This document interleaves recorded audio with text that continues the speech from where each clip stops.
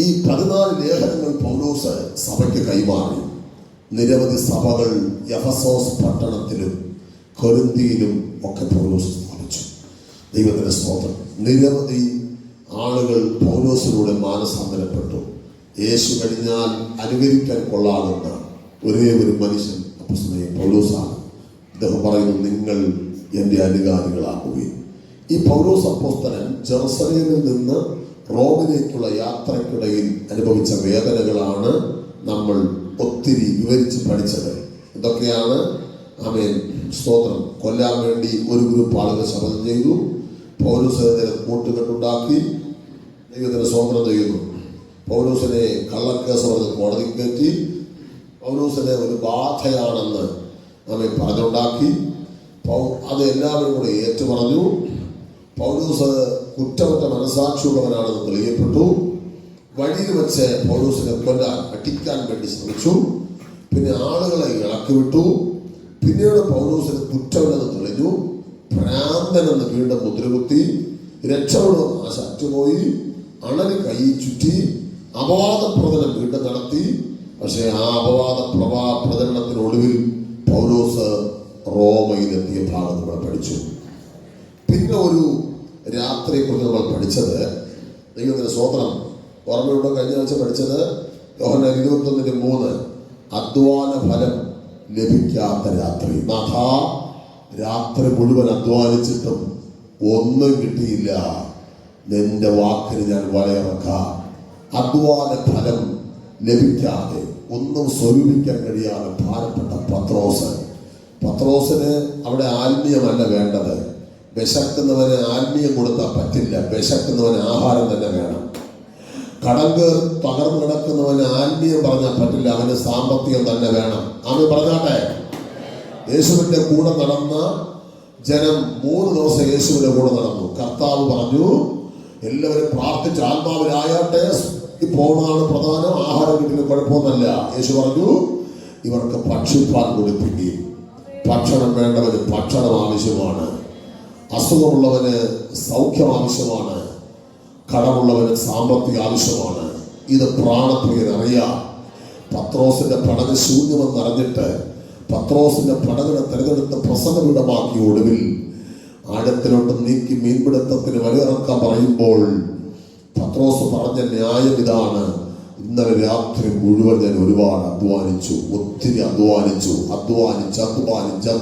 തളർന്നു, പക്ഷെ ഒന്നും കിട്ടിയില്ല. പക്ഷെ അങ്ങയുടെ വാക്കിന് ഞാൻ വലയിറക്കാം. ഇന്ന് പകലിൽ അധ്വാനിച്ചിട്ട് എല്ലാം ചിലവായി പോകുന്ന, ഒന്നും ജീവിതത്തിനകത്ത് സ്വായത്തമാക്കുവാൻ കഴിയാത്ത, ബൈബിളിൽ ഇങ്ങനെ ഒരു വാക്യം കൊരിന്ത്യർ ലേഖനത്തിൽ പൗലോസ് എഴുതിയിരിക്കുന്നു. സാമ്പത്തിക വിഷയമാണ് എഴുതിയിരിക്കുന്നത്. പറഞ്ഞിരിക്കുന്ന ഒരു കാര്യം ഇതാണ്: മക്കൾ മാതാപിതാക്കൾക്ക് വേണ്ടിയല്ല, മാതാപിതാക്കൾ മക്കൾക്ക് വേണ്ടി ചരടിച്ചു വെക്കണം. ഈ ഭൂമിയിലെ കാര്യമാണ്, കരുതി വെക്കണമെന്ന്. സാമ്പത്തിക വിഷയത്തിനകത്ത് കണ്ണു വേണമെന്ന്. പണം ഉണ്ടാക്കി മുകളിലോട്ട് പോകാൻ പറയുമല്ല, ഒരു കരുതൽ വേണം നമുക്ക്. നാളെ നമ്മുടെ മക്കൾക്കൊരു അഡ്മിഷൻ വരുമ്പോൾ, നാളെ നമ്മുടെ മക്കൾക്കൊരു കല്യാണം വരുമ്പം, ഇന്ന് പുട്ടടിച്ചോണ്ട് കിടന്നാൽ മുകളിലോട്ട് നോക്കി തവള ക്രോങ്ങുമെന്ന് കരുത തമ്പുരാൻ തന്നെന്ന് വരില്ല. ഇന്ന് തരുന്ന നന്മയുടെ ഒരു ഭാഗം തലമുറകളുടെ നല്ല ഭാവിക്കായി മാറ്റിവെക്കാൻ ദൈവമക്കൾ തയ്യാറാകണമെന്നാണ് പറഞ്ഞത്. പക്ഷെ അതിന് പോലും നിവർത്തിയില്ലാതിരുന്ന ഗതികെട്ട മീൻപിടുത്തക്കാരനായ പത്രോസ് എന്ന യേശുവിന്റെ പ്രഥമ ശിഷ്യൻ, ഈ മനുഷ്യന്റെ വല നിറഞ്ഞു, വല കീർപ്പറായി. 153 വലിയ മീന്, സ്വത്രം 153 വലിയ മീന് പത്രോസിന് കിട്ടി. പിന്നെ ചെറിയ മീനുകളും കൂടെ കിട്ടി. സ്തോത്രം. ഇതിപ്പം ഈ വല നിറഞ്ഞപ്പോ അടുത്ത പടകിലൂടെ വിളിച്ചു, യോഹന്നാനെ, യാക്കോബേ, വാ സഹായിക്കുന്നത്, ഹെൽപ്പ് ചെയ്യാൻ. വല കീറാറായി. എല്ലാവരും ഹെൽപ്പ് ചെയ്തു. ദൈവത്തിന്റെ സ്തോത്രം. ഇന്ന് പകലിൽ ഞാൻ ദൈവമക്കളോട് പറയുന്നു, കർത്താവിന്റെ ശബ്ദം കേട്ട് നിങ്ങൾ സ്റ്റെപ്പുകൾ വയ്ക്കുന്നെങ്കിൽ നിങ്ങളുടെ ജീവിതത്തിന്റെ ശൂന്യത മാറിയിരിക്കും. നിങ്ങൾ പലപ്പോഴും ദൈവശബ്ദം കേൾക്കാതെയാണ് മുമ്പോട്ട് പോകുന്നത്. നിങ്ങൾ പലപ്പോഴും അതിരാവിലെ എഴുന്നേറ്റ് പ്രാർത്ഥിക്കാതെയും ദൈവത്തോട് ആലോചന ചോദിക്കാതെ നിങ്ങൾ രാവിലെ ജോലിക്ക് പോകുന്നു. ഒന്നും പ്രാപിക്കാൻ പറ്റില്ല. കാരണം നന്മകൾ മുഴുവൻ ശത്രു ചിതറിച്ചുകൊണ്ടിരിക്കും. ഇന്ന് രാവിലെ വിശ്വസിച്ച് പറ, എന്റെ കുടുംബത്തിനകത്തുള്ള ശൂന്യത മാറ്റാൻ പത്രോസിന്റെ കർത്താവ് മതിയായ ദൈവമാണ്. കടലിന്റെ ആഴത്തിൽ ഓടിവിട്ടുപോയ മത്സ്യത്തിന്റെ വയറിനകത്തിരുന്ന ചതുർബ്രഹ്മ പണത്തിന്റെ അളവും വിലയും മനസ്സിലാക്കി ആ സ്തോത്രം അതിന് പത്രോസിന് കൈമാറിയ ഒരു കർത്താവ് ഇന്ന് പകൽ ഇതിനകത്ത് ഇറങ്ങി വന്നിട്ടുണ്ട്. ഹല്ലേലൂയ.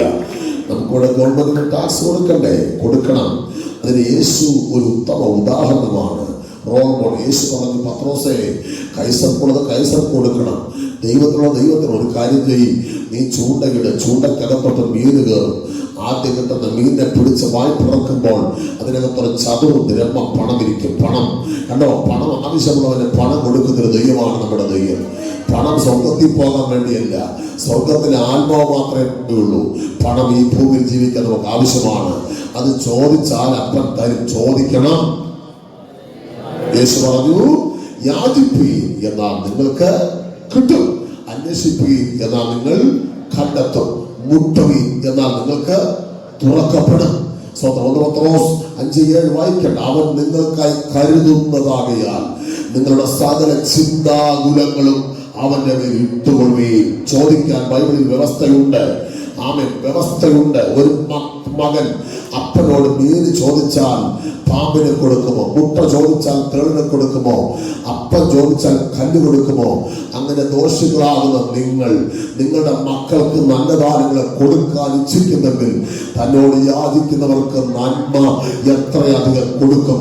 ഇന്ന് പകലിൽ ഓർപ്പിക്കട്ടെ പ്രിയപ്പെട്ടവരെ, സ്തോത്രം ചെയ്യുന്നു. ചോദിച്ചാൽ നമ്മുടെ ശൂന്യത മാറ്റാൻ അവിടെ നിന്ന് ഇറങ്ങി വരും, അവിടെ നിന്ന് ഇറങ്ങി വരും, അവിടെ നിന്ന് ഇറങ്ങി വരും. ഉടമനലഘടകസിയാന. ഹല്ലേലൂയ. കഴിഞ്ഞ ദിവസം ഞാൻ ശുശ്രൂഷയ്ക്ക് പോയ കർത്താവിന്റെ ദാസന് ഒരു വലിയ വിലപിടിപ്പുള്ള ഒരു വണ്ടിയുണ്ട്, പുതിയ വാഹനമാണ്.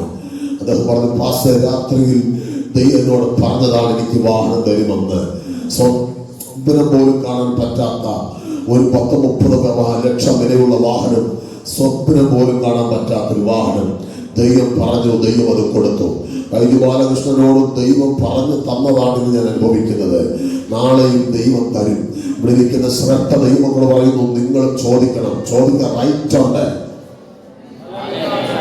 നിങ്ങൾ മെയിനായി ചോദിക്കേണ്ടത്, എൻ്റെ അപ്പന്റെ വരവ് ഞാൻ കൈവിടപ്പെടരുത്. ഈ ഭൂമിയിൽ ജീവിക്കുമ്പോൾ നിങ്ങൾ ദശാംശം കൃത്യമായിട്ട് കൊടുത്താൽ, സ്തോത്രം ചെയ്ത് വഴിപാട് കൃത്യമായിട്ട് അർപ്പിച്ചാൽ, നിങ്ങൾ ചോദിക്കുന്നത് തരാതിരിക്കാൻ ദൈവത്തിന് കഴിയില്ല. നിശ്ചയമായി ദൈവം തരും. ചോദിക്കണം. എന്നോട് ചോദിച്ചു കൊടുക്കുക, ജാതികളുടെ അവകാശമായും ഭൂമിയുടെ അറ്റങ്ങളെ കൈവശമായും തരാം. അപ്പോൾ ശൂന്യതകൾ മാറ്റുന്ന കർത്താവ്. സോദരം, ഇനി നമ്മൾ പഠിക്കുന്നത് അപ്പോസ്തലർ 16:33 വാക്യം. നമ്മൾ കഴിഞ്ഞ തുടങ്ങി വെച്ചായിരുന്നു. 16:33. ആ രാത്രിയിൽ ആ നാഴികയിൽ തന്നെ അവരെ കൂട്ടിക്കൊണ്ടുപോയി അവരുടെ മുറിവുകളെ കഴുകി. ആ രാത്രി അവരെ കൂട്ടിക്കൊണ്ടുപോയി അവരുടെ മുറിവുകളെ കഴുകി. അവൻ പറഞ്ഞാട്ടെ. അവൻ അതായത് വെളിച്ചപ്പാടത്തിയായ ഒരു സ്ത്രീയുടെ അടുക്കൽ പൗലോസും ശീലാസും യാത്രയിൽ പോകുമ്പോൾ ഈ സ്ത്രീയെ യാദൃച്ഛമായിട്ട് കണ്ടു. അവൾ പൗലോസിനെയും ശീലാസിനെയും അത്യുന്നതനായ ദൈവത്തിന്റെ ദാസന്മാരെന്ന് പറഞ്ഞ് പുകഴ്ത്തി പറഞ്ഞു. പല ദിവസമായപ്പോൾ പൗലോസ് തിരിഞ്ഞു നോക്കി ശാസിച്ചു. അവളുടെ ഭൂതം പോയി. അവളിലുള്ള ഭൂതം പോയപ്പോൾ അവളെ കൊണ്ട് ഉപജീവിക്കുന്ന യജമാനന്മാര് പൗലോസിനെയും ശീലാസിനെയും പിടിച്ച് കാരാഗ്രഹത്തിലാക്കി. ചുമ്മാതാക്കിയതല്ല, ശരീരത്തെ അടിച്ച് മുറിച്ച് സ്വന്തം ദേഹത്തെ പൊട്ടിച്ചാണ് ആമത്തിൽ കൈകാലുകളിട്ട് പൊട്ടിയത്. 16:25 കാണാം. അർദ്ധരാത്രി അവർ പാടി സ്തുതിച്ചു. ആമത്തിൽ കിടന്നുകൊണ്ട് അർദ്ധരാത്രി കാരാഗ്രഹത്തിന് അടിസ്ഥാനം കുലുങ്ങി. കാരാഗ്രഹ പ്രമാണി ഉറക്കമെഴുന്നേറ്റു. അന്ന് രാത്രി തടവ് പുള്ളികളൊക്കെ രക്ഷപ്പെട്ടു. കാരാഗ്രഹ പ്രമാണി വാൾ ഊരി തന്നെത്താൻ ആത്മഹത്യക്ക് ശ്രമിക്കുമ്പോൾ പൗലോസ് പറഞ്ഞു, 16-ാം അധ്യായത്തിൽ വായിച്ചോളാം. പൗലോസ് പറഞ്ഞു, നിങ്ങൾക്കായിട്ട് ഒന്നും ചെയ്യരുത്, ഞങ്ങൾ ഇവിടെ ഉണ്ട്. വെള്ളനാട് നിവാസികളോട് പറയാനുള്ളത്, ആരും ഒന്നും ചെയ്യല്ലേ, ഞങ്ങൾ ഇവിടെ ഉണ്ട്. പ്രാർത്ഥിക്കുന്നവരെ ദൈവമൊക്കെ നിങ്ങൾ ദോഷമൊന്നും വിളിച്ചു വരുത്തി വയ്ക്കല്ലേ, ഞങ്ങൾ ഇവിടെ ഉണ്ട്. നിങ്ങൾക്കൂടെ പ്രാർത്ഥിക്കുന്ന അഭിഷക്തന്മാരുടെ ഉണ്ട്. അന്ന് രാത്രി കാരാഗ്രഹ പ്രമാണി കുടുംബവും യേശുവിനെ സ്വന്തം രക്ഷകനെ സ്വീകരിച്ചു. ബൈബിളിലെ ഒരു കാതലായ വാക്യമാണ് 16:31. കർത്താവായ യേശുവിനെ വിശ്വസിക്കുക, എന്നാൽ നീ നിന്റെ കുടുംബം രക്ഷ പ്രാപിക്കും എന്നുള്ള വളരെ അസന്നിഗ്ധമായ പ്രഖ്യാപനം. അത് കാരാഗ്രഹ പ്രമാണിയോടും കുടുംബത്തോടുമുള്ള ഒരു ആഴമുള്ള സന്ദേശമായിട്ടാണ് നമ്മൾ മനസ്സിലാക്കുന്നത്. ദൈവത്തിന് സ്തോത്രം ചെയ്യുന്നു. അപ്പോൾ കേൾക്കുക, സ്തോത്രം. അപ്പോ അന്ന് രാത്രി പൗലോസും ശീലാസിനെയും കൊണ്ടുവന്ന് മുറിവുകളെ കഴുകി.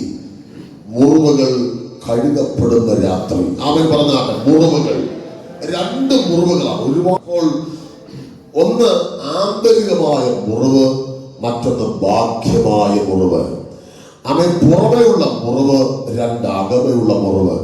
കഴിഞ്ഞ ദിവസം ഞാൻ വീട്ടിൽ പ്രാർത്ഥിക്കാൻ ചെന്നപ്പോൾ നമ്മുടെ സഹോദരൻ ആന്റിയുടെ ചേച്ചിയുടെ വീടാണ്. അവർക്ക് വയറിനകത്തൊരു വേദന ഉണ്ടായി. ചെക്കപ്പ് ചെയ്തു, എൻഡോസ്കോപ്പി എടുത്തപ്പോൾ അവൻ ആമാശയത്തോട് ചേർന്ന് ഒരു മുറിവ് കണ്ടിരിക്കുന്നു. അത് ഏതോ ക്യാൻസർ പോലുള്ള മാരക രോഗമാകണം എന്ന് സംശയിച്ച് അവർ ബയോപ്സിക്ക് വിട്ടിരിക്കുന്നു. റിസൾട്ട് വന്നിട്ടില്ല. ദൈവം, അകത്ത് മുറിവുണ്ടാകുന്നത് ഒന്നുകിൽ നമ്മൾ കഴിക്കുന്ന ഭക്ഷണ പദാർത്ഥങ്ങളിലൂടെ എല്ലോ മുള്ളോ എന്തെങ്കിലും വസ്തുക്കൾ അകത്ത് നമ്മൾ അറിയാതെ ചെന്നാൽ മുറിവ് വരാം, ഇല്ലെങ്കിൽ എന്തെങ്കിലും രോഗത്താൽ മുറിവ് വരാം, എന്ത് സംഭവിക്കാം. പക്ഷെ ആ മുറിവല്ല ഇവിടെ പറഞ്ഞിരിക്കുന്നത്. ഇത് ആത്മീയ മുറിവാണ്. എന്ന് പറഞ്ഞാൽ സഹിക്കാൻ കഴിയാത്ത വേദനകളുടെ മുറിവ്, കിടന്നാൽ രാത്രി ഉറക്കം വരാത്ത മുറിവ്. സ്തോത്രം. നന്നായിട്ട് സ്നേഹിച്ചുകൊണ്ടിരുന്ന ഭർത്താവ് പെട്ടെന്നൊരു സുപ്രഭാതത്തിൽ സ്വഭാവം മാറിയപ്പോൾ ഭാര്യയുടെ ഹൃദയത്തിനകത്തൊരു വല്ലാത്ത മുറിവുണ്ടാകും. നല്ല സ്നേഹിച്ചുകൊണ്ടിരുന്ന ഭാര്യ പെട്ടെന്ന് അവരുടെ സ്വഭാവം മാറിയപ്പോൾ ഭർത്താവിന് വല്ലാത്ത വേദന ഉണ്ടാകും. നന്നായി കൂടെ നടന്ന കൂട്ടുവിശ്വാസി പെട്ടെന്ന് സ്വഭാവം മാറുമ്പം കൂട്ടുവിശ്വാസിക്ക് വേദന ഉണ്ടാകും. നന്നായി സ്നേഹിച്ചിരുന്ന കൂട്ടുകാരൻ, ഞാൻ ബൈബിളിൽ വാക്യം തരാം, സ്തോത്രം ചെയ്യുന്നു, വാക്കുകൾ കൊണ്ട് പ്രവർത്തികൾ കൊണ്ട് മുറിപ്പെടുത്തുമ്പോൾ മുറിവുകൾ ഉണ്ടാകാം. ഹല്ലേലൂയ, സ്തോത്രം. നമുക്ക് വായിക്കാം സദൃശവാക്യങ്ങൾ 27-ാം അധ്യായം 6-ാമത് വാക്യം. സഹോദരൻ, സ്നേഹിതൻ വരുത്തുന്ന മുറിവുകൾ വിശ്വസ്തതയുടെ ഫലം. എല്ലാവരും കേൾക്കണം. സ്നേഹിതൻ വരുത്തുന്ന മുറിവുകൾ. പ്ലംബിംഗ് വിജയങ്ങളോട് ചോദിച്ചാൽ ഞങ്ങൾ അനുഭവം പറഞ്ഞു തരും. കൂടെ നടന്ന് ഇദ്ദേഹത്തെ കൊണ്ട് കാശുണ്ടാക്കി സ്തോത്രം ചെയ്യുന്നു. കോടീശ്വരന്മാരായ കള്ളന്മാര് ഒരുപാട് മുറിവുകൾ അദ്ദേഹത്തിന് വരുത്തി. ഒരിക്കൽ ഞങ്ങൾ ജോലി ചെയ്ത് ദൈവത്തിന് സ്തോത്രം കിട്ടേണ്ട അദ്ദേഹത്തിന് കാശ് കയ്യില്ലാതെ വേദനിച്ച് സ്തോത്രം എന്നെയും കൂടെ കൊണ്ട് വാസ്തവ കൺട്രാക്ടറോട് സംസാരിക്കുമോ. ഞാനവിടെ ചെന്നപ്പോ വിജയന് എന്ത് മോഹമൊക്കെ വല്ലാതിരിക്കുന്നു, കാര്യം പറ, സ്വാപ്പ്. അപ്പോഴെനിക്ക് മനസ്സിലായി കള്ളന്മാരാണ്. വിജയന്റെ കാര്യം പറ. അപ്പൊ പറഞ്ഞു, അങ്ങനെ തീരെ ബുദ്ധിമുട്ടാണ്. അയ്യോ, അതിനിപ്പോ എന്താ 10,000 രൂപ കെട്ടെടുത്തു, ഇത്രയും മതിയോ? സ്തോത്രം ചെയ്യുന്നു. ഈ മനുഷ്യന് വച്ച് സത്യം പറയുകയാണ്. അദ്ദേഹം ആമേൻ കരയുന്നത് ഞാൻ കണ്ടിട്ടുണ്ട് പലപ്പോഴും. ദൈവത്തിന് സ്തോത്രം ചെയ്യുന്നു. സഹിക്കാൻ പറ്റും. പക്ഷെ ഇവന്മാരൊന്നും ഗുണം പിടിക്കില്ല ഇദ്ദേഹത്തെ വച്ച്. അതുകൊണ്ട് ഈ തൊഴിലാളികളെ വച്ച് മുതലാളിമാർ പൈസ ഉണ്ടാക്കുന്നത് സൂക്ഷിച്ചോണം.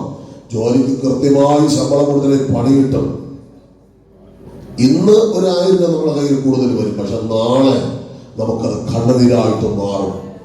ഉറപ്പായ കാര്യമാണ്. നിരവധി ആളുകളെ എനിക്കറിയാം. അതുകൊണ്ട് ജോലിക്കൊക്കെ പോകുന്ന സഹോദരന്മാരെ വിശ്വസ്തമായിട്ട് ജോലി ചെയ്യണം. അതുകൊണ്ട് ചിലപ്പോൾ നമുക്ക് ഉച്ചവരെ ചെയ്യാൻ പറ്റും, മതിയെന്ന്, കുഴപ്പമില്ല, പകുതി ശമ്പളം മതി, ദൈവം നിങ്ങളെ അനുഗ്രഹിക്കുമെന്ന് സ്തോത്രം ചെയ്യുന്നു. പക്ഷെ വിശ്വസ്തയോടെ അധ്വാനിക്കുന്നവരുടെ ഉണ്ട്. വിശ്വസ്തയോടെ നിങ്ങൾ അധ്വാനിക്കുമ്പോൾ ചിലപ്പോൾ ഇല്ലാത്ത അപവാദങ്ങൾ കേൾക്കേണ്ടി വരും. വിശ്വസ്തയോടെ ശുശ്രൂഷിക്കുമ്പോൾ ഇല്ലാത്ത അപവാദങ്ങൾ കേൾക്കേണ്ടി വരും. ഞാനൊരു മനുഷ്യർക്ക് 1000 രൂപ കൊടുക്കുന്നത് വിചാരിക്കുക. 1,000 രൂപ കൊണ്ട് ഒരാളിന് കൊടുക്കുന്നു. എനിക്ക് തോന്നി പാവം ആ സഹോദരി അല്ലെങ്കിൽ സഹോദരൻ ചിന്തിക്കുന്നത് എന്തായിരിക്കും? എവിടെന്നോ കാര്യമായിട്ട് കിട്ടി, അതാണ് 1000 രൂപ. എത്ര ഒട്ടായിട്ടായിരിക്കും ഇങ്ങനെ കൊണ്ട് തന്നത്, അല്ലേ? സ്തോത്രം പറ. ദൈവത്തിന് സ്തോത്രം ചെയ്ത് ആരാധിക്കുന്നു. ഹല്ലേലൂയ. മനസ്സിലാകുന്നുണ്ടോ? എന്റെ വൈഫ് തന്നെ പറഞ്ഞുകൊണ്ട് നമ്മൾ 10,000 രൂപ കൊടുത്താൽ 1,00,000 രൂപയുടെ ശത്രു. ഇപ്പോഴും മുമ്പ് 10,000 രൂപ കൊടുത്താൽ 10,000 രൂപയുടെ ശത്രു. ഇപ്പൊ 1,000 രൂപ കൊടുത്ത 1,000 രൂപയുടെ ശത്രു. ഇപ്പൊ 1 ലക്ഷം രൂപ എടുത്ത 10 ലക്ഷം രൂപയുടെ ശത്രു 10 ഇരട്ടി വർദ്ധിച്ചു. കാലം മാറി. അതാണ് കാലം.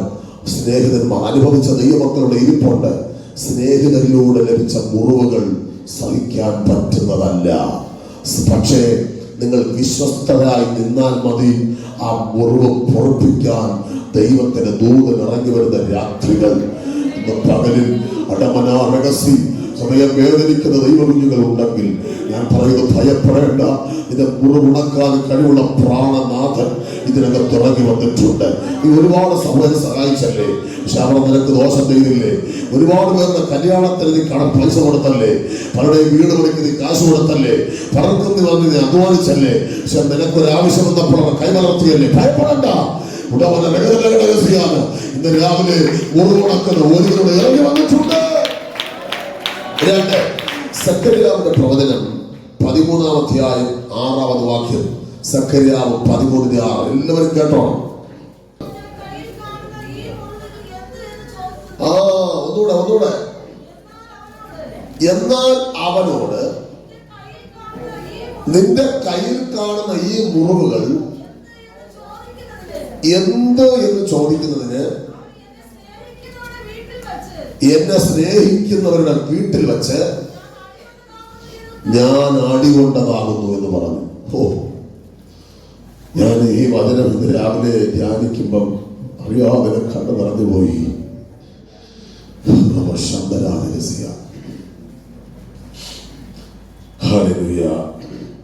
എന്നോട് ദൈവം ഇട്ടുവിട്ട് പോലെ സംസാരിക്കുന്ന പോലെ എനിക്ക് തോന്നി. അവൻ എന്നോട് ചോദിക്കുന്ന ഒരു ചോദ്യം ഞാൻ ആദ്യമായിട്ട് വായിച്ചൊരു വാക്യമെന്ന് എനിക്ക് മനസ്സിലാകുന്നു. രാവിലെ നിന്റെ കയ്യിൽ കണ്ട ഈ മുറിവുകൾ എന്താ നിന്റെ കൈക്ക് പറ്റിയേ?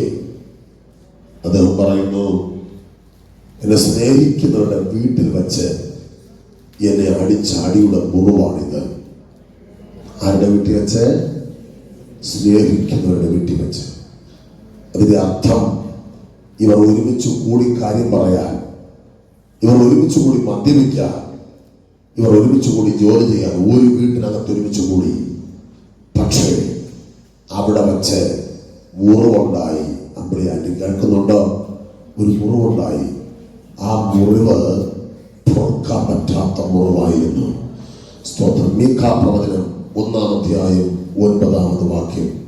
മീഖാ പ്രവചനം ശാന്തമായി കണ്ണുനീരോടെ ചിന്തിക്കേണ്ട വചനം. 1-ാം അധ്യായം 9-ാമത് വാക്യം.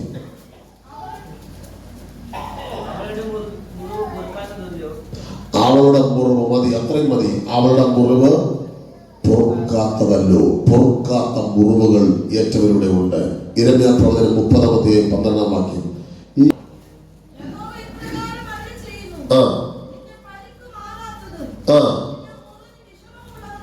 വിഷമമുള്ള മുറിവ്, നിന്റെ പരുക്ക് മാറാത്തതും. അപ്പം മുറിവിന്റെ പ്രത്യേകത 1 സ്നേഹിതൻ വരുത്തിയ മുറിവ്, 2 സ്നേഹിക്കുന്നവരുടെ വീട്ടിൽ വെച്ച് കിട്ടിയ മുറിവ്, 3 പൊറുക്കാത്ത മുറിവ്, 4 വിഷമമുള്ള മുറിവ്. എന്നാലും അവള് എന്നെ അങ്ങനെ പറയുമെന്ന് ഞാൻ വിചാരിച്ചില്ല. എന്നാലും അവൻ അനുഭവമുള്ള എത്ര ദൈവമക്കളോടുള്ളത് എനിക്കറിയില്ല. അനുഭവമുള്ളവർ എനിക്ക് ഒരുപാട് അനുഭവമുണ്ട്. അനുഭവമുള്ളവർക്ക് കൈ ഉയർത്തിയാട്ടെ. ഒത്തിരി ആളുകൾ കര ഉയർത്തുന്നു, സ്തോത്രം ചെയ്യുന്നു. എന്നാലും അവർ ഞാൻ ഇത്രയും സ്നേഹിച്ച് വളർത്തിയ എൻ്റെ കൂടപ്പുറപ്പുകൾ, ഞാൻ ഇത്രയും കൊണ്ടു നടന്ന ഞാൻ സ്തോത്രം ചെയ്യുന്ന ചങ്ക് പോലെ സ്നേഹിച്ച എൻ്റെ കൂട്ടുകാരൻ, ചങ്ക് പോലെ സ്നേഹിച്ച എൻ്റെ കൂട്ടുകാരി എന്നെ ഇങ്ങനെ മുറിപ്പെടുത്തുമെന്ന് ഞാൻ വിചാരിച്ചില്ല. രാവിലെ നിന്റെ ഹൃദയത്തിലെ നൊമ്പരം അറിഞ്ഞാണ് പ്രാണപ്രിയൻ സംസാരിക്കുന്നത്. അത് പൊറുക്കാത്ത മുറിവാകട്ടെ, ഉണങ്ങാത്ത മുറിവാകട്ടെ, അത് വിഷമമുള്ള മുറിവാകട്ടെ. എന്താ വിഷമം? ദുഃഖമുള്ള മുറിവാകട്ടെ. എൻ്റെ പൊന്നു ദൈവമക്കളെ, നിങ്ങൾ ഭയപ്പെട്ടു പോകരുത്, നിങ്ങൾ വേദനിച്ച് പോകരുത്. കാരണം ഇതിന്റെ അപ്പുറം മുറിവേറ്റ ഒരുവൻ കാൽവറിയിൽ കിടപ്പുണ്ട്. കാൽവറിയിൽ നോക്കിയാൽ പൗലോസ് ലേഖനം എബ്രായ ലേഖനം 12-ാം അധ്യായത്തിൽ എന്ന് ഞാൻ മനസ്സിലാക്കുകയാണ്. അവിടെ വായിക്കുന്ന ഒരു വാക്യം, എഴുതിയിരിക്കുന്ന ഒരു വാക്യം ഞാൻ പരിചയപ്പെടുത്താം. പൗലോസ് പറഞ്ഞിരിക്കുന്നത്, ദൈവത്തിന് സ്തോത്രം ചെയ്യുന്നു. ഹല്ലേലൂയ. സ്വന്തം രണ്ടാമത്തെ വാക്യം, വിശ്വാസത്തിന്റെ നായകനും പൂർത്തി വരുത്തുന്നവനുമായ യേശുവിനെ നോക്കുക. തന്റെ മുമ്പിൽ വച്ചിരുന്ന സന്തോഷം ഓർത്ത് അവിടുന്ന് അപമാനം അലക്ഷ്യമാക്കി ക്രൂശിനെ സഹിക്കുകയും ഒടുവിൽ ദൈവസിംഹാസനത്തിന്റെ വലത്ത് ഭാഗത്ത് ഇരിക്കുകയും ചെയ്തു. അടുത്ത മൂന്നാം വാക്യം, നിങ്ങളുടെ ഉള്ളിൽ ക്ഷീണിച്ചു മടുക്കാതിരിപ്പാൻ പാപികളാൽ തനിക്ക് നേരിട്ട ഇങ്ങനെയുള്ള വിരോധം സഹിച്ചവനെ ധ്യാനിച്ചുകൊള്ളുകയും. കണ്ടോ സ്വതന്ത്രം ചെയ്യുന്നു. ഹൃദയത്തിനകത്ത് ഉണങ്ങാത്ത മുറിവുകളുമായി കാൽവരുടെ കൊലമരത്തിൽ ഒരുവൻ കിടക്കുന്നുണ്ട്. അവിടുത്തെ പേരാണ് നസറേനായ യേശു കർത്താവ്. ഒരു തെറ്റും ചെയ്യാതിരുന്നിട്ടും ഞങ്ങൾക്ക് ബറബ്ബാസിനെ മതി, ഇവനെ വേണ്ട എന്ന് പറഞ്ഞ് തള്ളിക്കളഞ്ഞു. ഹല്ലേലൂയ. ഞാൻ കഴിഞ്ഞ ദിവസം എനിക്ക് ആ ഭാഗം ഞാൻ നോട്ട് ചെയ്ത് വെച്ചില്ല. ഞാൻ ഇങ്ങനെ ബൈബിൾ വായിച്ചു വരുമ്പോൾ യേശു കർത്താവിന്റെ ക്രൂശികളുമായി ബന്ധപ്പെട്ട ഒരു ഭാഗം എന്റെ ഹൃദയത്തിനകത്ത് ഉടക്കി. ആ ഉടക്കിയ ഭാഗം ഞാൻ നിങ്ങളോട് പറയാം. ദൈവത്തിന് സ്തോത്രം. ബറബ്ബാസിനെ ക്രൂശിക്കാൻ, ബറബ്ബാസിനെ വെറുതെ വിടാൻ, യേശുവിനെ ക്രൂശിക്കാൻ അവന്മാർ വിളിക്കാനുണ്ടായ കാരണം യേശുവിനോടുള്ള അസൂയ നിമിത്തമായിരുന്നു എന്ന് എഴുതിയിട്ടുണ്ട്. അവനോടുള്ള അസൂയ നിമിത്തം. സ്തോത്രം. മത്തായി സുവിശേഷം 27-ാമത്തെ അധ്യായത്തിലാണെന്ന് ഞാൻ മനസ്സിലാക്കുകയാണ്. ദൈവത്തിന് സ്തോത്രം. അവിടെ വായിക്കുന്നത് അവനോടുള്ള അസൂയ. 18-ാമത് വാക്യം, 17-18 വാക്യം കൃത്യമായി കിട്ടിയ വാക്യം വായിച്ചോ. അവർ കൂടി വന്നപ്പോ പീലാത്തോസ് പുരുഷാരത്തോട് ബറബ്ബാസിനെയോ ക്രിസ്തു എന്ന് പറയുന്ന യേശുവിനെയോ ആരെ നിങ്ങൾക്ക് വിട്ടുതരണം എന്ന് ചോദിച്ചു. അടുത്ത, അവർ അസൂയ ഉണ്ടാകുന്നു അവനെ ഏൽപ്പിച്ചത് എന്ന് പീലാത്തോസ് ഗ്രഹിച്ചു. എന്തിനാണ് യേശുവിനെ ഏൽപ്പിച്ചു കൊടുത്തത് ക്രൂശിക്കാൻ? എല്ലായിടത്തും പറഞ്ഞേ, എല്ലായിടത്തും പറ. അസൂയ. ഈ അസൂയ ഒരു ഭയങ്കര അപകടമാണ്. എല്ലാവരും ശ്രദ്ധിക്കണേ. പീലാത്തോസ് എല്ലാവരും ഉണർന്നിരിക്കുന്നു. ശ്രദ്ധിക്കും. കോൺസെൻട്രേഷൻ പോയതുപോലെ. സ്വന്തം പറഞ്ഞാണ് ഹല്ലേലൂയ. എന്തുകൊണ്ട് പീലാത്തോസിന്റെ കരങ്ങളിലേക്ക് യേശുവിനെ ക്രൂശിക്കാൻ ഏൽപ്പിച്ചു? മറുപടി ആരോടുള്ള അസൂയ? എന്താ യേശുവിനോട് അസൂയപ്പെടാൻ കാരണം? യേശുവിന് വലിയ കൊട്ടാരം വെച്ചതുകൊണ്ടോ? യേശുവിന് വലിയ കാർ കിട്ടിയതുകൊണ്ടോ? പറ. യേശുവിന് വേറെ ബാങ്ക് ബാലൻസ് ഉള്ളതുകൊണ്ടോ? അല്ല. യേശുവിന്റെ ശുശ്രൂഷ നിമിത്തം. യേശു പ്രബലപ്പെടുന്നത് കണ്ടപ്പം, യേശു പട്ടണം തോറും സഞ്ചരിക്കുന്നത് കണ്ടപ്പം, യേശുവിന്റെ ഉപദേശം കട്ടിയായി മാറിയപ്പോ, യേശുവിന്റെ പ്രസംഗത്തിലെ പ്രമേയം മാനസാന്തരം കഠിനമായ ദൂതായിരുന്നത് കൊണ്ട് അവർക്ക് അസൂയ. അസൂയ ഭയങ്കര അപകടമാണ്. ഈ അസൂയ വരുമ്പോഴാണ് നമ്മൾ ഇപ്പൊ പഴയതുപോലെയൊന്നും അല്ല. അവള് സാരി നടക്കണതുണ്ടോ? ഇപ്പൊ പഴയതുപോലെ എഴുതി കിടക്കാൻ പറ്റുമോ? ഇപ്പൊ പ്രായം 40-40 ഇപ്പൊ സാരി കൊടുക്കണം, ഇപ്പൊ ചുരിദാർ ഇടണം. ഓ ദൂതുകൾ കാരണം കേട്ടവളെ ഇരിപ്പുണ്ട്.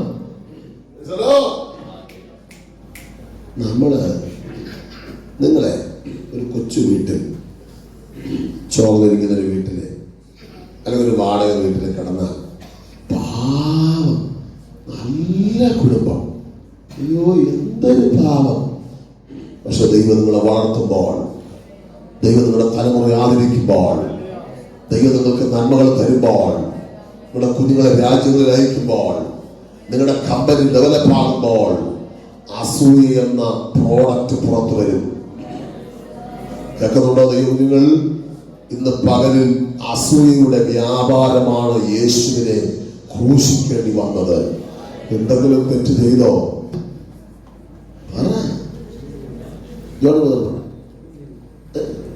ചെയ്തില്ലേ? ഇവിടെ ചാട്ടമാർ അടിച്ചു വെളിയിലാക്കിയതാമാരെ. യേശു ചെയ്തൊരു തെറ്റ് ധാർമ്മിക രോഷത്താൽ നീതി നടപ്പാക്കി. നമ്മുടെ താഴത്തെ ബോർഡിൽ എഴുതി വെച്ചിട്ടുണ്ട്, ചുവരിൽ എഴുത്തിൽ, എന്റെ ആലയം സകല ജാതികൾക്കുമുള്ള പ്രാർത്ഥനാലയം എന്ന് വിളിക്കപ്പെടും. നിങ്ങളോട് കള്ളന്മാരുടെ ഗുഹയാക്കി. Praise the Lord. അസൂയ അപകടമാണ്. പോരാടിയല്ലേ ഇതുവരെ എത്തിയത്. നമ്മൾ പിശാചിന് സഭ വിട്ടുകൊടുക്കുമോ? സഭ ദൈവത്തിന്റെ സഭയാണ്. ഈ സഭ വൈദ്യപാസ സഭയല്ല, ഇത് ദൈവത്തിന്റെ സഭയാണ്. ഇതിനെ തൊടാൻ പിശാചിന് അവകാശമില്ല. ഇന്ന് രാവിലെ ആത്മാവിന് രൂപ പറയുമ്പോ ഇത് അസൂയയുടെ വ്യാപാരങ്ങൾ ഈ ദേശം കഴിയുന്നു. നമ്മളിപ്പോ നമുക്ക് ഈ അസൂയയുടെ ഒരു ടെൻസ് നമ്മുടെ അകത്തുണ്ട്. എന്റെ അകത്തുണ്ട് അസൂയയുടെ ഒരു ടെൻസ്. അത് നമ്മൾ ഡെവലപ്പ് ചെയ്യരുത്, വളർത്തരുത്, ഡിമ്മാക്കണം. ഒരാളിപ്പോ നന്നായിട്ടൊരു പാട്ട് പാടി, നല്ല പാട്ടായിരുന്നു, ഇൻഷുറൻസിന് സൗണ്ട് കൂടിയത് കൊണ്ട് പാട്ട് അധികം കേൾക്കാൻ പറ്റില്ലെന്നേ ഉള്ളൂ. നല്ല പാട്ടായിരുന്നു. അപ്പൊ പാടുമ്പോ നോക്കണം, നോട്ടം കാണണം, മുഖത്ത് ഉരിപ്പോ. നിനക്ക് വേറെ കഴിവ് ദൈവം തന്നിട്ടുണ്ട്. ഒരു കഴിവില്ലാത്ത ഒരു മനുഷ്യൻ ഭൂമിയിലില്ല. ഒരാൾ പ്രസംഗിക്കുമ്പം, ഞാൻ പ്രസംഗിക്കുമ്പോ അസൂയില്ലെന്നാണ് ഒരു ചിന്ത.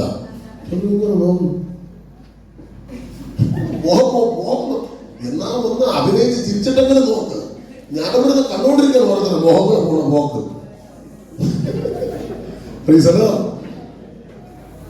സ്വതന്ത്ര ഒരുപാട് ഒരാൾ നല്ല വസ്ത്രം എടുത്തോണ്ട് നടക്കുമ്പോ ചില നോട്ടം കണ്ട തീ കൊണ്ട് പ്ലാസ്റ്റിക് ഉരുകുന്ന പോലെ ഉരുകിപ്പോ. അസൂയ അപകടമാണ്. നിങ്ങളുടെ വീടിൻ്റെ അടുത്തൊരു ഹിന്ദുവോ മുസ്ലിമോ അവർക്ക് അധ്വാനിച്ച ലോണിലൊക്കെ അവർ ഉണ്ടാക്കുന്നത്, അവർ ഓട്ടിച്ചുണ്ടാക്കിയതല്ല, വീട് വെക്കട്ടെ. അവർ പിന്നെ ജനങ്ങളുടെ ഇടയിൽ കൂടെ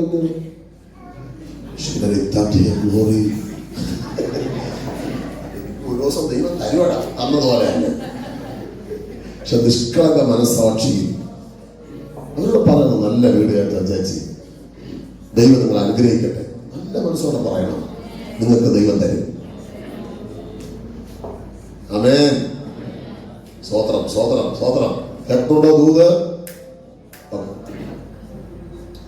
അപ്പം യേശുവിനെ കുറിച്ച് എന്താണ് ഇവർ പറഞ്ഞുണ്ടാക്കിയത്? ഒന്ന്, യേശു പാപികളോടുകൂടെ ഭക്ഷണം കഴിക്കുന്നു. അസൂയ കൊണ്ട് ആദ്യം ചെയ്തത് യേശു അങ്ങനെ ശരിയൊന്നുമല്ല. ആര്? യേശുവെ ഒരിങ്ങനെ വീട്ടിൽ വെച്ച് മുറിവെടുത്തുക, അങ്ങനെ ആളെന്തല്ല ശരിയല്ല. വേറെ പുള്ളി വരയ്ക്കും. പണ്ട് നല്ല പുള്ളി ഡീസൻ്റായിരുന്നു പുള്ളി കേട്ടോ. വന്നപ്പോഴേ പുള്ളി അന്ന് കരയോട് അത്ഭുതം ചെയ്തില്ല, അന്നൊക്കെ ഒന്ന് എത്തടി. പക്ഷെ ഇപ്പൊ വരെ ആള് ശരിയല്ല. അപ്പൊ പുള്ളിക്കാരത്ത് എനിക്കും അങ്ങനെ തോന്നി. അപ്പൊ പരീക്ഷ ഒന്നുകൂടെ പോയി. പരീക്ഷ പറഞ്ഞു, അങ്ങനെ തോന്നിയാൽ പോലെ ഇത് 4 പേരൊക്കെ പറയണം. അങ്ങനെ ആ നാട് മൊത്തം യേശുവിനെ കുറിച്ച് പറഞ്ഞുണ്ടാക്കി. യേശുവിന് തന്നെ പോറാനും പറ്റിയോ? യേശുവിനെ പറ്റിയപ്പോ സ്വർഗത്തിലുണ്ട്. ആമേൻ. യേശു പാപികളോടുകൂടെ ഭക്ഷണം കഴിക്കുന്നത് പറഞ്ഞു. വാസ്തവത്തിൽ അത് ശരിയായിരുന്നോ? പറ, ശരിയായിരുന്നു.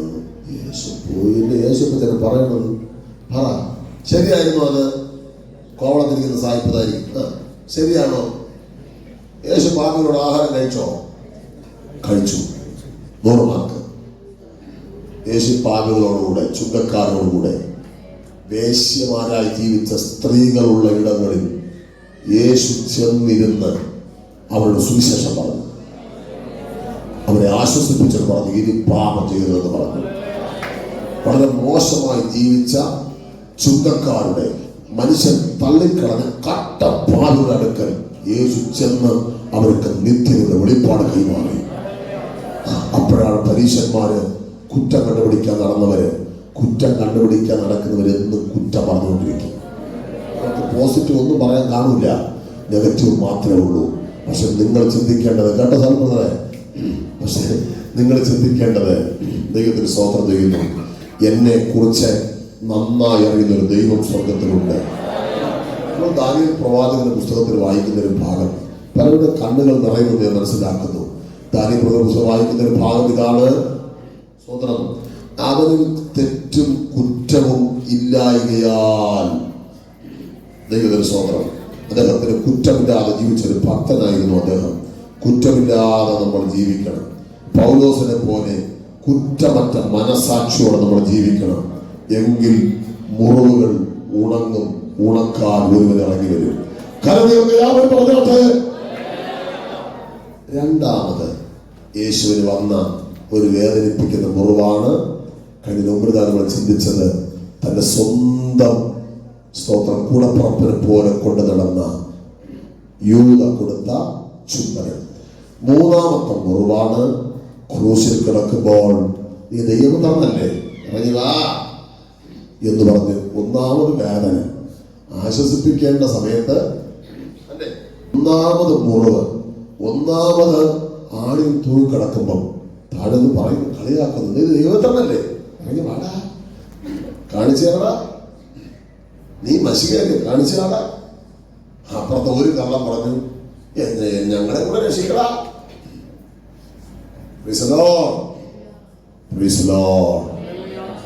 തക്ക സമയത്തും പറയുന്ന വാക്ക് വെള്ളിത്താലത്തിൽ പൊന്നാരങ്ങി പോലെ.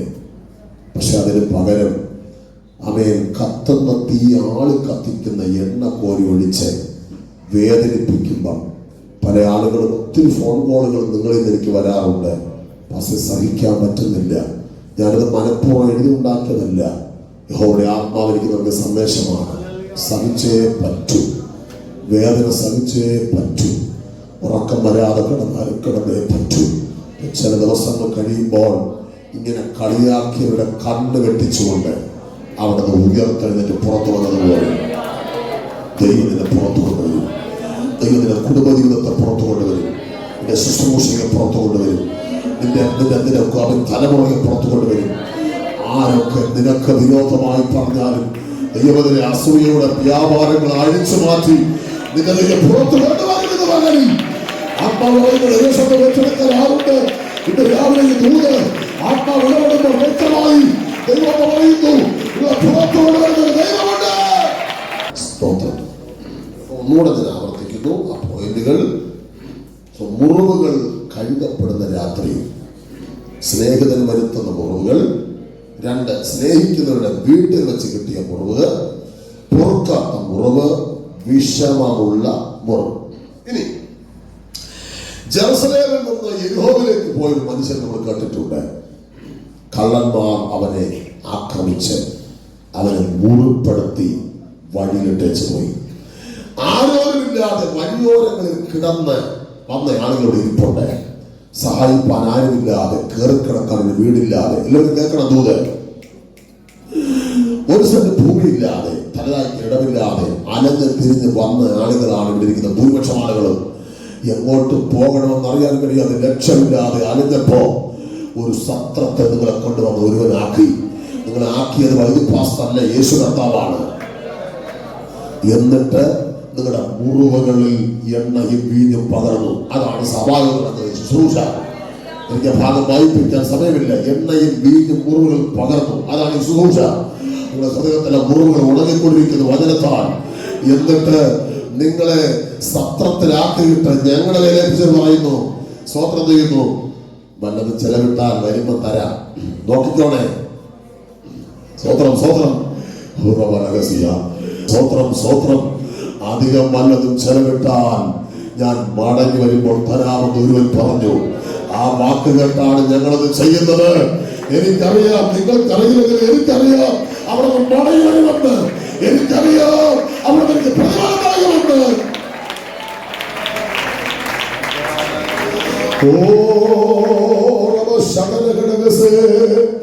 കാലമെല്ലാം കഴിയും,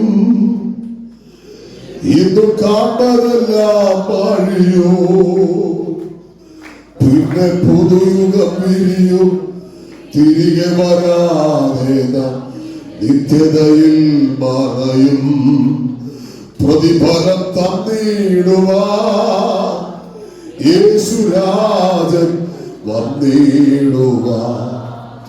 അധികമില്ലിനി നാളുകൾ നമ്മുടെ ആധികൾ തീർത്തിടുവാൻ.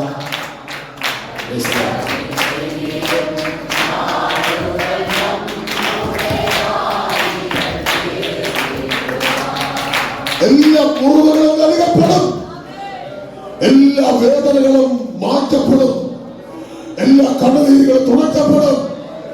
എല്ലാ ദുഃഖങ്ങളും ഉല്ലാസമായി മാറും. മരിക്കുന്നതിന് മുൻപ് ഒരു സന്തോഷം നിനക്ക് തന്നിട്ട് അവിടെ നിങ്ങൾ വിളിക്കുകയുള്ളൂ. ഇന്ന് രാവിലെ വേദനിക്കുന്ന ഹൃദയങ്ങളോട് പരിശുദ്ധം പറയുന്നു, കരയേണ്ട ഹൃദയേ, കാൽവരിയിൽ കരഞ്ഞതുകൊണ്ട്. ഒരു രാത്രി കൂടെ നമ്മൾ ചിന്തിച്ച് ഈ പകൽ അവസാനിപ്പിക്കും. അടുത്ത ദിവസം നമ്മൾ മറ്റൊരു രാത്രി കൂടെ ചിന്തിക്കും. അപ്പോസ്തലപ്രവൃത്തി 18:9, 18-ാം അധ്യായം 9-ാമത് വാക്യം. അതും രാത്രിയിൽ കർത്താവ് തന്റെ അടുക്കൽ വന്ന് പൗലോസിനോട്, നീ ഭയപ്പെടാതെ പ്രസംഗിക്കാം. ഭയം മാറ്റുന്ന രാത്രി. ഈ രാത്രിയിലെ ഭയം ഭയങ്കര അപകടമാണ്. ഏതെങ്കിലും വീട്ടിൽ ആരെങ്കിലും തൂങ്ങി മരിച്ചാൽ അതിന് തലേ ദിവസത്തോടെ കൂടെ പൂച്ച കയറി ചാടി. പക്ഷെ അന്നോട്ട് കയറി പൂച്ച ചാടിയ വിശാലാവും. അത് രാത്രിയുടെ ഭയത്തിന്റെ ലക്ഷണമാണ്. ഹല്ലേലൂയ.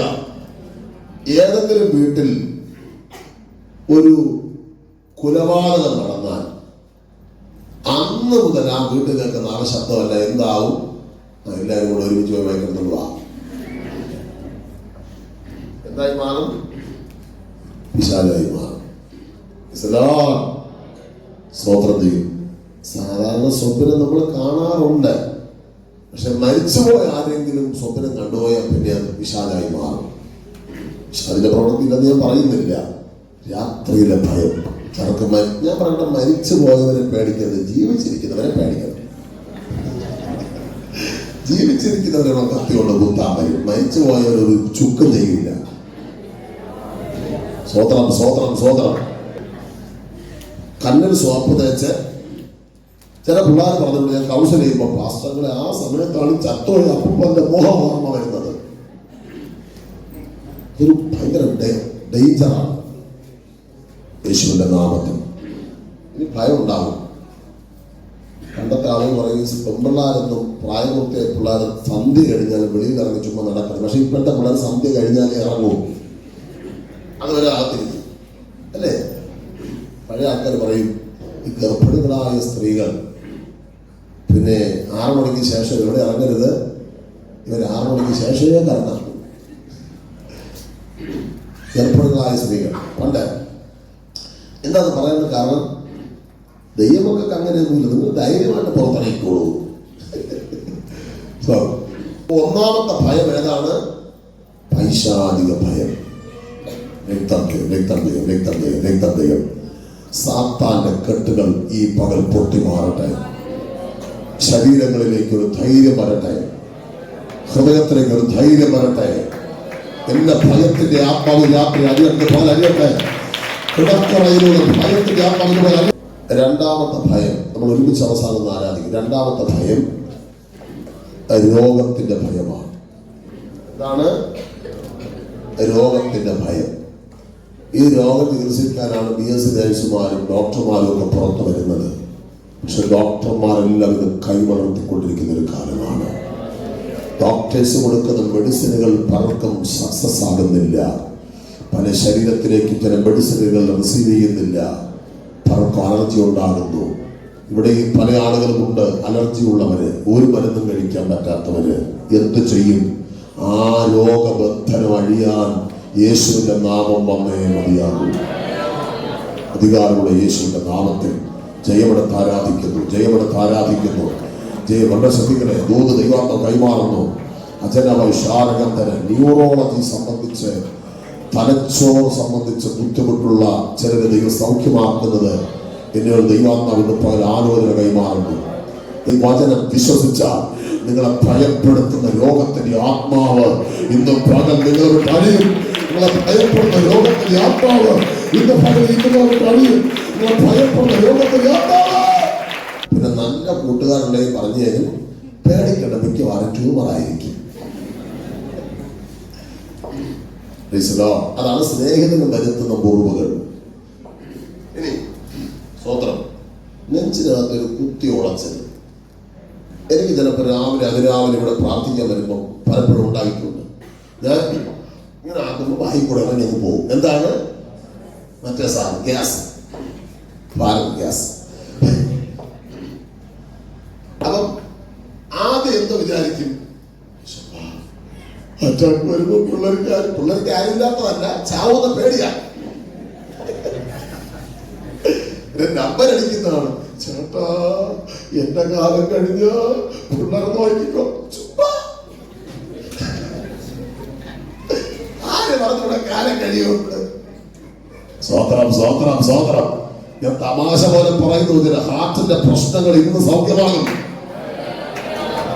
നിങ്ങൾ ചിരിച്ചു തള്ളാൻ വേണ്ടി പറഞ്ഞതല്ല, യേശുവിന്റെ നാമത്തിൽ നിങ്ങളെ പേടിപ്പിക്കാൻ വേണ്ടി സാത്താൻ കുത്തുന്നതാണ്.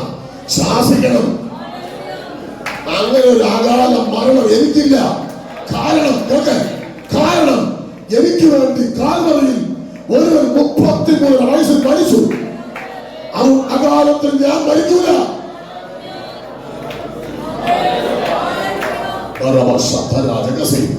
വചനം വിശ്വസിച്ച എത്ര ദൈവങ്ങളുടെ ഉണ്ട്.